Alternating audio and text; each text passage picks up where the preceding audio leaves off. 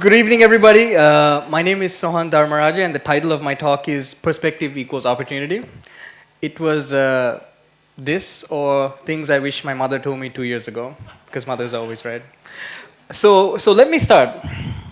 When I give these kinds of talks, I always like to, tell the audience a little bit more about myself, my background, and my motivation. So I'm a mathematician by training, and my background is in big data science, mathematics, and computing. By show of hands, does anybody know about big data or has used big data before? Okay, very good. This is not a big data talk. I don't expect anybody to know anything about this. Rather, this is going to be a journey that I have gone through the last 2 years, because I think a lot of kids who are returning to Sri Lanka find themselves in a similar position. And the way I want to tell this story is, with lots of pictures and visuals, because this kind of stuff is painful to explain otherwise. So sit back and relax and watch the show. So perspective, when, the theme of this talk is imagining spaces. And when I thought about it, there's so much personal opinion that goes into this.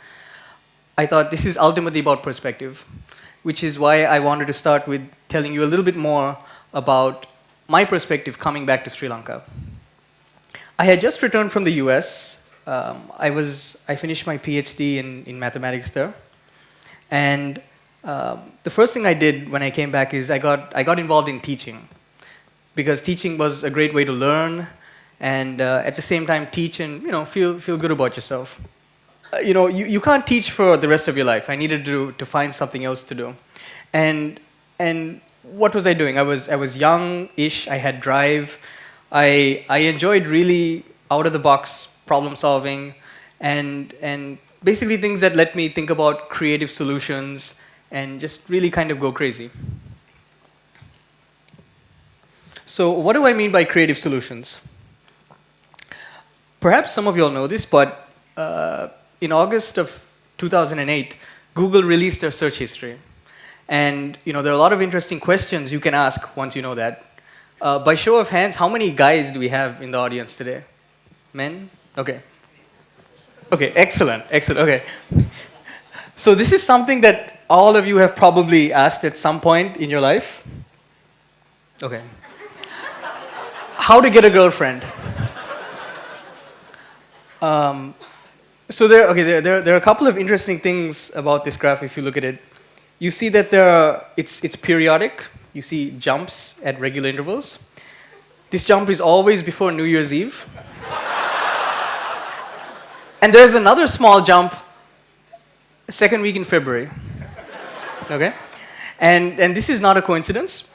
The hypothesis is that this secondary spike has something to do with Valentine's Day. And if you keep this graph as is and you Google Valentine's Day gift for girlfriend, this is the graph you see. Massive spikes on the second day. So this is interesting, I think. And you can begin to ask a little more. So this is I had to do this very quickly because Google doesn't give you hour by hour breakdown indefinitely. So the morning of the Sri Lankan elections, I went back and I said, what was going on hour by hour for the search terms Mahinda Rajapaksa and Maithripala Sirisena. And what you see is there's a spike in the search interest around 2 p.m. every day. Probably people are taking their lunch and they just want to see what's going on. The bottom graph is, again, Sri Lankan elections. You see kind of constant interest until the morning of. Okay, so for people who want to think about how to make money from this, when I was a student, I was hired by Goldman Sachs in New York to see whether there was a way that you could use this information to trade the financial markets. And what you see here, this is a very contrived example. I mean, I had to look a little bit to make this work. But what you see is a couple of spikes, maybe a little before July and in Jan of 2015. And if you were to trade Apple stock just based on this, you could have made some money. This is the search phrase for buy Apple Watch and a corresponding graph for Apple stock price. And this is the concept of big data. There's so much moving around us at any given time. It's an opportunity to leverage what you're seeing. So this is what happens in 60 seconds of the internet. 300,000 WhatsApp photos, 72 hours of YouTube videos, $83,000 in Amazon sales. There's a lot that happens in 60 seconds. And you need people who understand mathematics, computing, statistics to take advantage of all these things. So that was my mindset. I thought, I have the skills, I appreciate this kind of stuff. Why don't I try my hand at consulting? I thought this was a good way to kill two birds with one stone. I could scratch my itch to teach and learn, and at the same time, make some cash. Another thing was, I love sales, I love marketing, I like to talk clearly.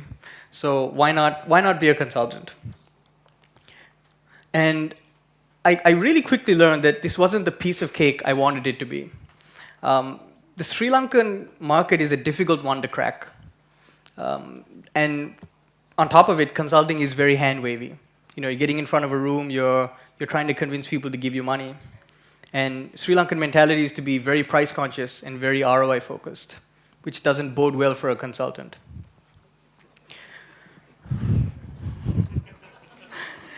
So this is, okay, especially in my field, this is I think an extract from the Harvard Business Review or something, but just take a second and read this in one breath.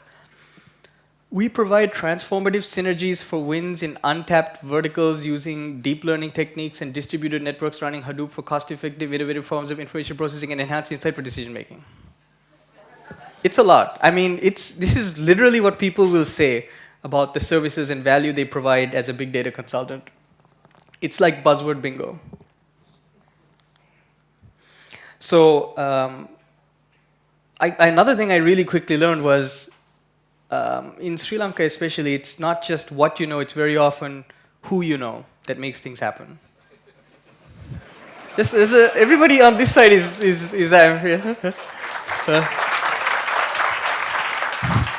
So again, this is things I wish my mother told me before I came back. This was,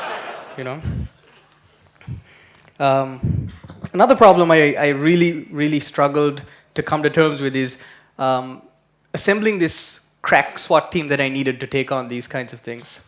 More than once I had interviewed somebody I thought would be a great team addition, but they would say, Sohan, I'm going to learn more working with you than with anyone else.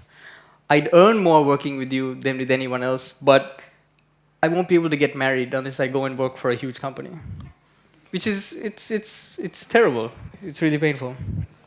So, not only could I not find people to give me the work, I couldn't find people to help me do the work. And it was just a tough combination of problems at the time. Okay, all right. So Halik spoke about this red pill, blue pill. What is this red light you're flashing at me? Oh, move to the circle. Oh, okay. Oh, okay. All right.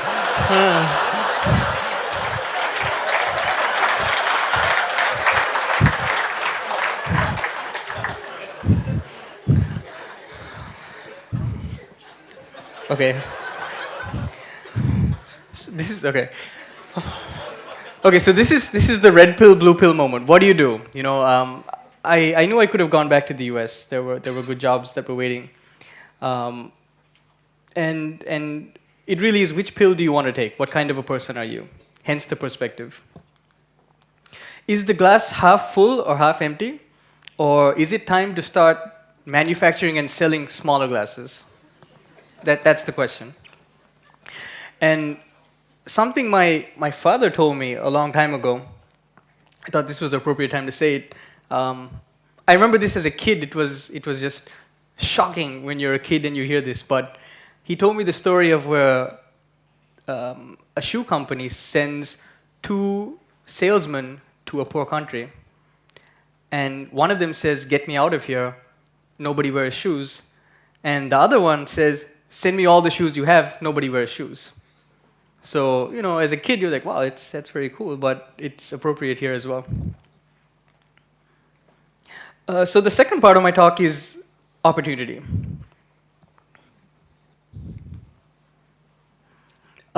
I don't know how normal consultants feel, but I really felt that I had something to offer. I wasn't BSing. I really believed there was genuine, what's the phrase, value to be added to these solutions.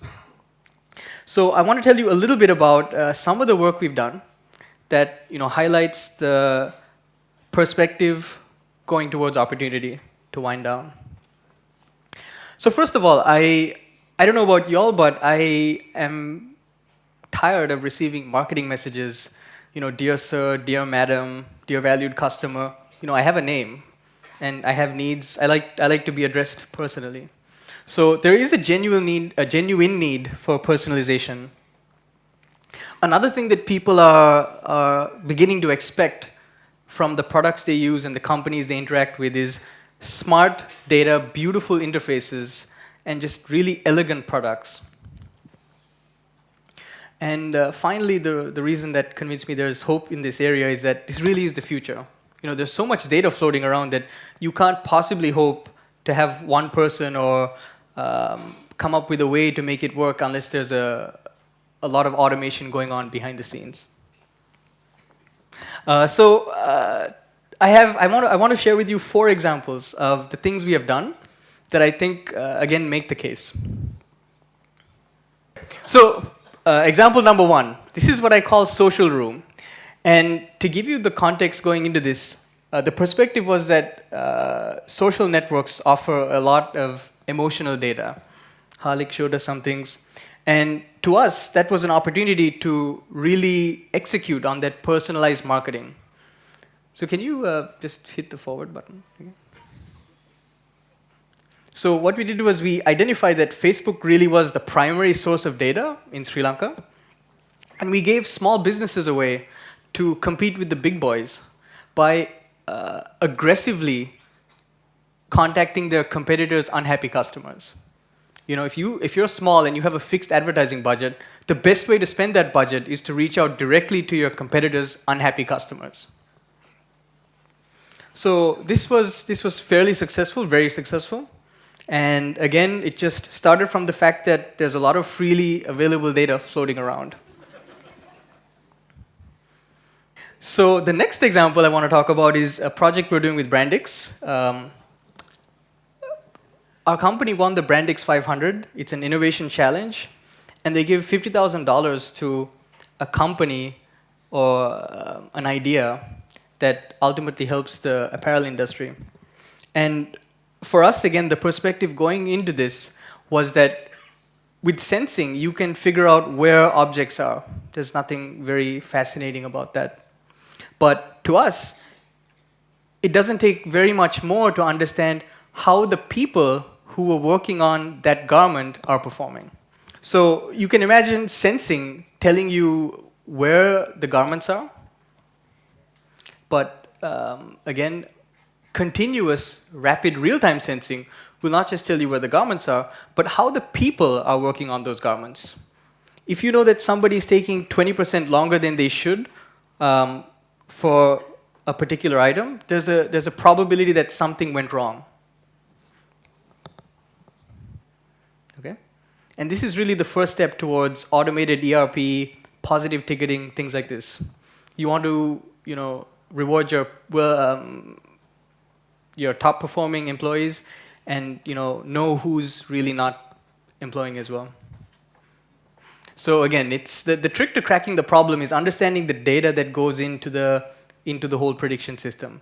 It has to do with your age. I'm just saying to crack a problem like this, it's leveraging data that you normally don't think of tapping into. How long does the person normally take to reach work? How long did they take on their last break?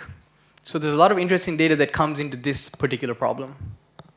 Okay, next. 2 more. So very quickly, this was a project that I started when I was a graduate student with my supervising professor, Adrian Liu at Stanford. And the perspective going into this was that touchscreens are really not blind friendly. I mean, you look at your phone, it's a very sexy device, but a blind person wouldn't even know when your hand is going off the touch sensitive region of the screen. And And it's shocking that this touchscreen revolution has left that demographic out of the picture. Okay, so the trick, what we did was try to design an adaptive Braille keyboard on the touchscreen.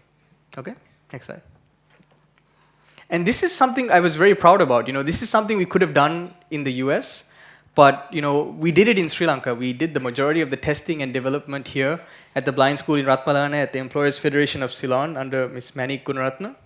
And it's got amazing feedback from the worldwide community. I can't read this. We had thousands of emails coming in from mothers, from sisters, from teachers to, I'd love to help students with their Braille writer. I'm blind and would love to help. Yeah, blind people themselves would contact us with the greatest of difficulty, type out an email like that. So again, a nice opportunity of perspective lending itself to opportunity. Okay, next. Oh.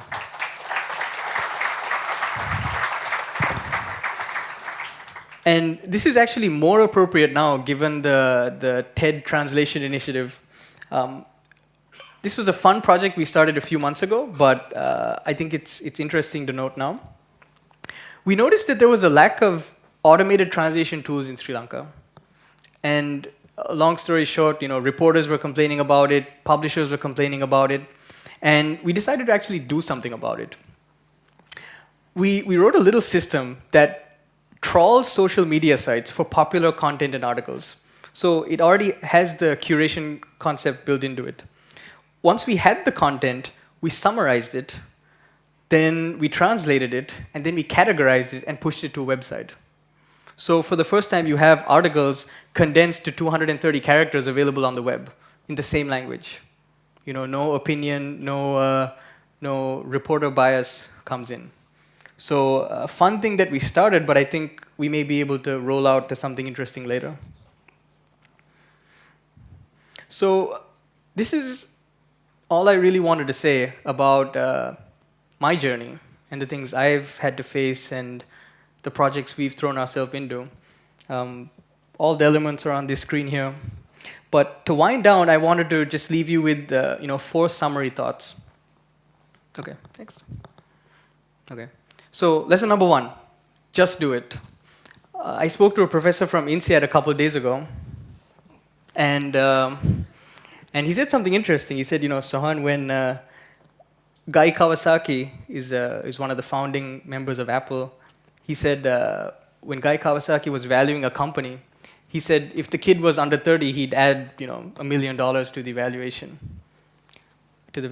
But if the guy had an MBA, he would subtract $1 million. And he said, sometimes knowing too much is also a bad thing.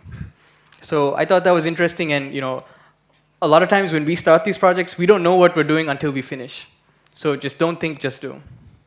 Okay? Lesson number 2, honesty pays, don't oversell yourself. I think it's very arrogant for consultants to walk in the door and promise clients, we're going to increase your bottom line, we're going to do incredible things. It's almost as if you're saying, we can run your business better than you.